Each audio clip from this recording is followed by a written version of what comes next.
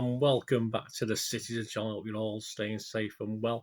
And we have our little specials today, keeping City safe. Yes, we have a look at goalkeepers, some quite new, some quite old, some I've seen, some I haven't. I've definitely seen this one today, that's for sure. So we're going to have a look at a guy who was born in Salford. He's a Salford lad in 1938, and this is part one of two. Got a couple of parts to this one.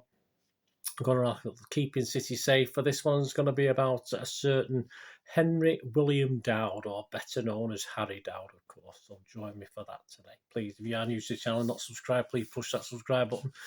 Push the bell notifications, tell your friends. If you're already subscribed, keep spreading the word. It's much appreciated. Make an old City fan very, very happy. Any thumbs ups and likes, etc., and retweets or whatever we do, wherever you're watching this and whatever you get through to it on, any help will be much appreciated. Yes, Harry Dowd, strangely enough, was the first real keeper I wanted to be as a kid, playing on the parks. He was the first guy I sort of remember.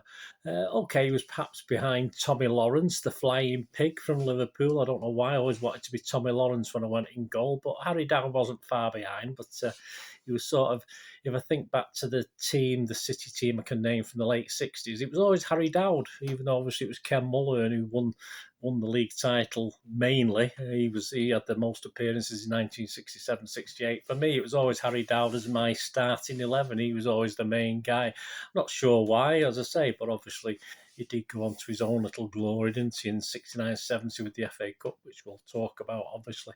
But he was my keeper. It used to be. So even now, off the top of my head, I've not even put this in my scripts. I've got Dowd, Buck Pardo, Doyle, Heslop, Oakes, and then you've got people like Summerby, Bell, Francis Lee, Neil Young, and Tony Coleman. So there, off the top of my head, that's the sort of team I think of. I never really thought of Mulhern as the keeper, even though, as I said, he was certainly prominent, and certainly in that 67-68 season. But I think as kids, and I think even, the FA Cup held a certain allure, didn't it? And it's probably been dissipated over time, but it probably did at the time. That's probably why. That's probably why I had Harry Dowd in there in my team.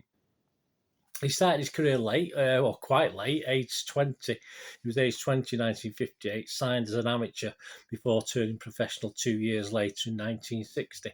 And he also continued, you had to be sensible in those days, also continued with his plumbing qualifications. So he would, Fred Ayres would comment on this in a moment. He was a sort of teammate of Harry Dowd's at the time. He said when he had training, he would come over and train with the team, and then afterwards he would go straight back to work as a plumber. It was said that given the choice of plumbing or football, plumbing was what he always preferred to do, which, okay, it's fair enough.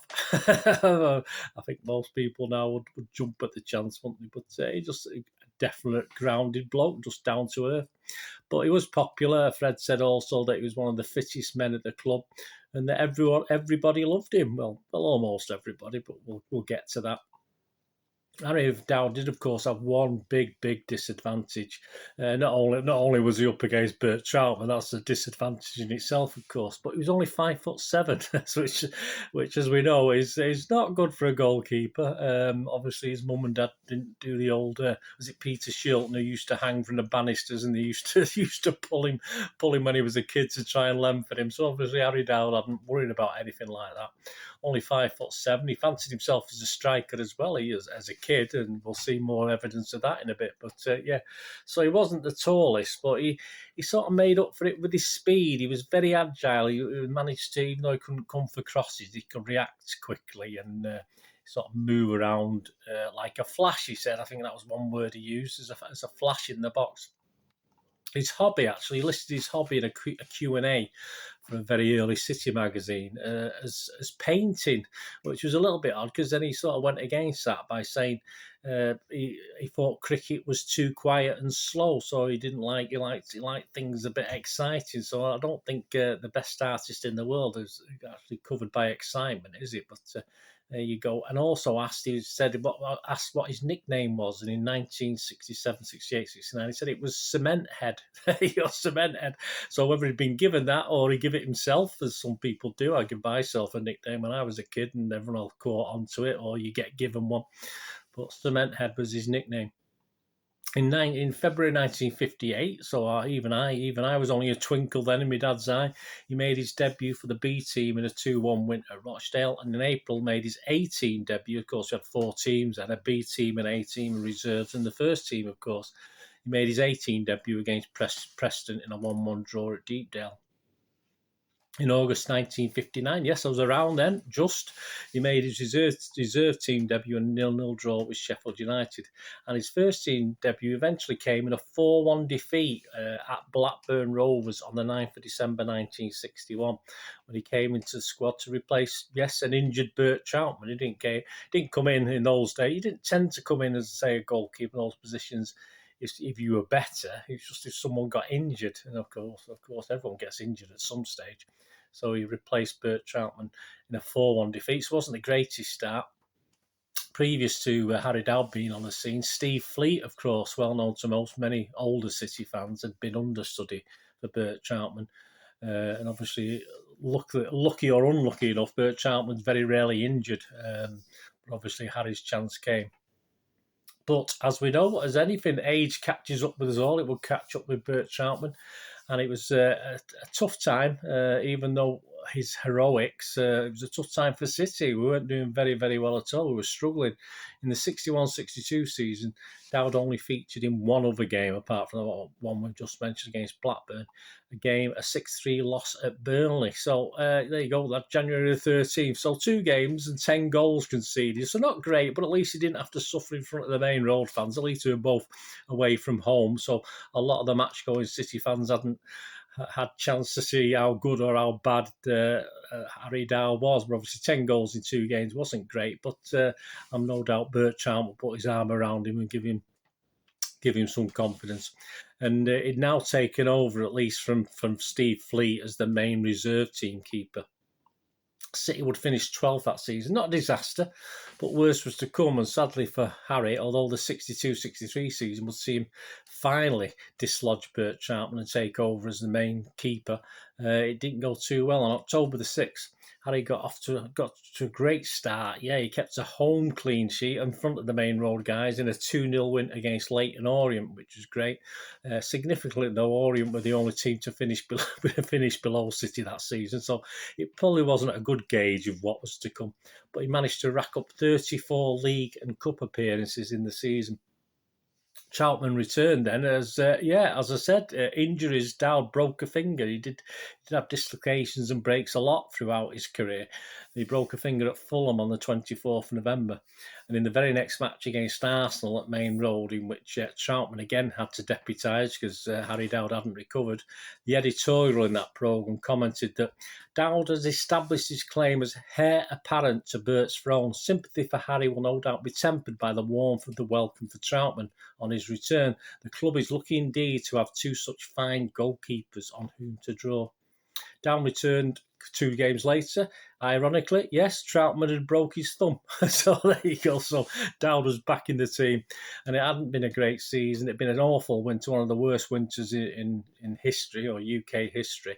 And City particularly had a very, very poor March of the season, where they were trying to catch up with games. And it eventually and subsequently ended up being relegated at the end of the season. 63-64 season, nothing exceptional, although City, we did grab a top 6 spot, but we never really threatened to get promotion. But the fans at this stage, this is one of our low points in City history as far as crowds are concerned. The fans were voting with their feet and staying away. Harry Dowd, though, made a total of 39 appearances that season, the most he'd made up till then. But this forgettable season, of course, will be best remembered for a game against Bury on February the 8th, 1964.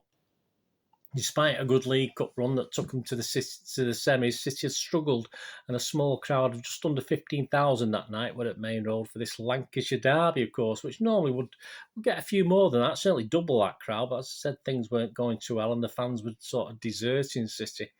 And Harry played in this game, Harry Dowd, and while saving at the feet of a Bury striker, he unfortunately depending on the reports you read, some reports say he dislocated the shoulder, some reports say he broke a thumb or broke a finger. So either way, anyway, it meant that he couldn't stay in goal, and we didn't have any substitute goalkeepers or outfield players in those days. So he obviously went up top as a striker with the number 8 of the day, or the 8 of the night, Matt Gray, replacing him in goal. We were already 1-0 down by that stage in this game to a goal by a certain Colin Bell making his Berry debut. I think he was 17, if I remember rightly. And he'd obviously got the ball and rounded Harry Dowd. While the City players were looking for an offside, he'd managed to get the ball, take it round Harry, and score to put Berry 1-0 up. But Dowd loved it. As I said, as a kid, he loved playing out. He loved playing as a striker, even though he was only small, and he revelled in his striker's role. And the fans rose to him as well. He sort of chased everything down, never stopped, because he was a fit lad, as Fred Eyre had commented earlier on. Caused Berry lots of problems. And a chance came later on in the game. He fed Derek Kevin through on goal, and Derek Kevin sent a shot against the crossbar, but Harry was there to sort of get the rebound and hustle it over. Not the most spectacular goal in the world, but hustle it over the line. And yeah, the goalkeeper had gone out and scored a goal, and it ended up 1-1. And it was to Colin's disdain, or Colin was a bit upset about it. Colin Belly wrote in his book about it that it was actually Harry Dowd who got most of the plaudits from the media that night, and of course the following day in the papers. Even though Colin Bell scored on his debut and was dead chuffed to score against the bigger team, of course, in Manchester City, it was obviously Harry Dowd who got all the plaudits as a goalkeeper scoring the goal. 1964-65, yes, sadly saw City's fortunes dip even further, and Harry's, of course. Harry would not always see eye to eye with authority, and had occasional banging of heads with authority, and certainly with manager at the time, George Poyser, who was the City manager. He was dropped, and then, he didn't mess about, Harry requested a transfer. Things sorted themselves out, though, and he did, though, suffer lots of regular little niggly injuries in a season where City just finished even worse than the season before. We finished 11th, and he would feature only in about half of these games at 24 appearances. So he'd actually gone down in appearances because he had a new rival now, but obviously Troutman wasn't there anymore. But a guy called Alan Ogley, who I do remember watching as well. The acrobatic used to be called Alan Ogley, very, very fit lad, notched up 21 appearances. So he played almost as much as Harry Dowd. So no wonder Harry was having a go at Mr. Poyser. Much to both Harry's and the fans' joy at that stage, manager Poyser will be on his way before the end of the season.